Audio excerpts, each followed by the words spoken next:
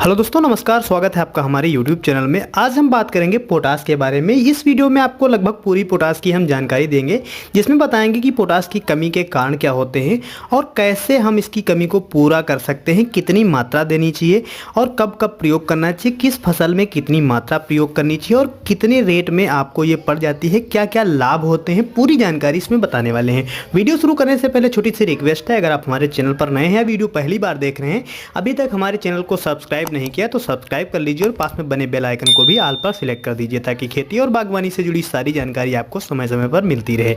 Video पसंद आया like भी कर दीजिएगा, शेयर भी कर दीजिएगा। जिस प्रकार से सभी फसलों में नाइट्रोजन, फास्फोरस, माइक्रोन्यूट्रिएंट्स, सूक्ष्म तत्व देने की आवश्यकता होती है, उसी तरह से हमारी फसल को पोटाश की भी काफ़ी ज़्यादा जरूरत होती है। लेकिन किसान भाई क्या करते हैं, अक्सर पोटाश का महत्व नहीं जानते हैं, इसके बारे में जानकारी नहीं होती है, प्रयोग उसको करना नहीं चाहते हैं, जिससे उनकी एल्डिंग यानी उपज पर काफ़ी ज़्यादा प्रभाव पड़ता है। जिसमें या फल फूल हो या अनाज हो या कोई भी सब्जी वर्गीय फसल हो या कोई भी फसल हो, उसके उत्पादन में कमी हो जाती है। तो सबसे पहले हम बात कर लेते हैं पोटाश की कमी के लक्षण हमें कैसे पता चलेंगे कि हमारी फसल में पोटाश की कमी हो गई है। जो हमारी फसल है उसके जब पत्ते पीले पड़ने लगते हैं, जो पत्तों के सिरे होते हैं, कोने होते हैं, वो हल्के पीले पड़ने लगते हैं, बाद में धीरे धीरे ये सूख जाते हैं, बिल्कुल जल से जाते हैं। अनाज में हल्कापन आ जाता है, यानी वजन उसकी कम हो जाती है, चमक भी उसकी कम हो जाती है। अनाज हो या सब्जी हो या फिर कोई फल फूल हो, उसकी यील्डिंग में कमी हो जाती है। अगर आपकी फसल में पोटाश की कमी है तो आप उत्पादन कम पाएंगे और जो फसल आपकी होगी उसमें वजन अच्छी नहीं होगी और उसकी चमक भी अच्छी नहीं रहेगी, यानी रंग में भी कमी हो जाएगी, भार में भी कमी हो जाएगी और जो फल फूल कोई भी है वो बेडौल आकार के भी हो सकते हैं। पोटाश की कमी होने पर दाने अच्छे से भराव नहीं हो पाते हैं, वजन नहीं हो पाते हैं, चमकदार नहीं हो पाते हैं, जिससे हमारी फसल की जो यील्डिंग है उस पर काफ़ी ज़्यादा प्रभाव पड़ता है। वहीं अगर आपकी फसल में पोटाश की पूर्ति है, कमी नहीं है, तो आपकी फसल सबसे अलग दिखाई देगी। जितनी भी फसलें लगी होंगी उसके मुकाबले आपकी फसल अच्छी होगी, अच्छी दिखाई देगी और उपज भी काफ़ी अच्छी होगी। एक बार फसल में आप कितनी बार पोटाश दे सकते हैं, इसके बारे में भी आपको बता देते हैं। मैक्सिमम आपको 2 बार ही पोटाश देनी रहती है। पहली बार आपको तब देना है जब आप बुआई कर रहे हो, अनाज दे रहे हो, बीज की बिजाई कर रहे हो, तब आपको देना है।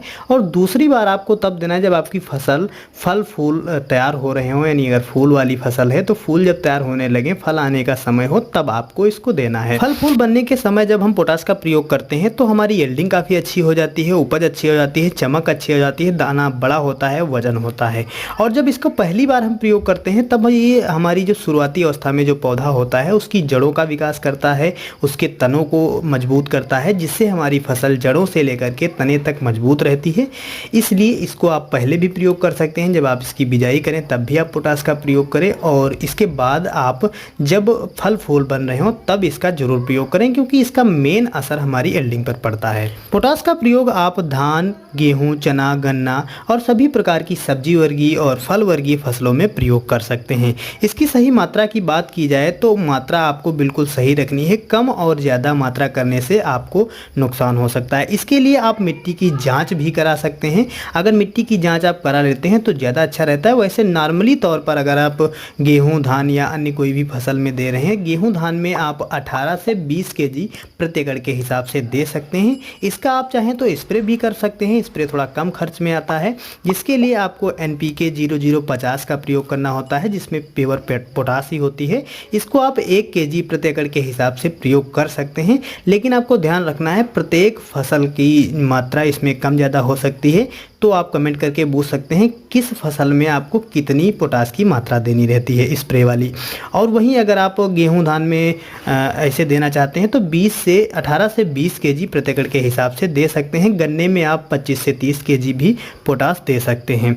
इसके अलावा बात की जाए कि अगर आप पोटाश नहीं देना चाहते हैं, जैविक उर्वरक प्रयोग करना चाहते हैं, तो उसके लिए आप अपने खेत में गोबर की खाद जरूर डालें। हरी अगर खाद बना पाएँ तो हरी खाद भी काफ़ी अच्छी रहती है और खली बोन फर्टिलाइजर का भी प्रयोग कर सकते हैं। केचुआ वाली जो खाद होती है, वर्मी कंपोस्ट, उसका भी प्रयोग करते हैं तो पोटाश की लगभग आपके खेत में कमी जो होती है वो पूर्ति हो जाती है। थोड़ा यहाँ पर ये बात कर लेते हैं कि अगर आपके खेत में पोटाश की कमी है तो आपको कितना नुकसान हो सकता है, कितनी आपकी यील्डिंग रह जाती है। इस समय आपने धान काटे होंगे, अगर आपकी फसल में 20 से 22 क्विंटल प्रति एकड़ के हिसाब से ही उत्पादन आ रहा है तो आप 25 से 30 kg पोटाश का जरूर प्रयोग करें, क्योंकि आपकी फसल जो है पोटाश की कमी के कारण अच्छा उत्पादन नहीं दे पाई है, खेत में पोटाश की कमी है। अब बात कर लेते हैं इसके रेट के बारे में। अगर आप स्प्रे का प्रयोग करना चाहते हैं तो 1 केजी का जो पैकेट आपको मिलता है वो 120 से 160 रुपए के बीच में मिल जाएगा। वहीं अगर आप दानेदार एमओपी यानी म्यूरेट ऑफ पोटाश का प्रयोग करना चाहते हैं तो 50 केजी की जो बोरी है वो आपको 850 से लेकर के 950 तक पड़ जाएगी।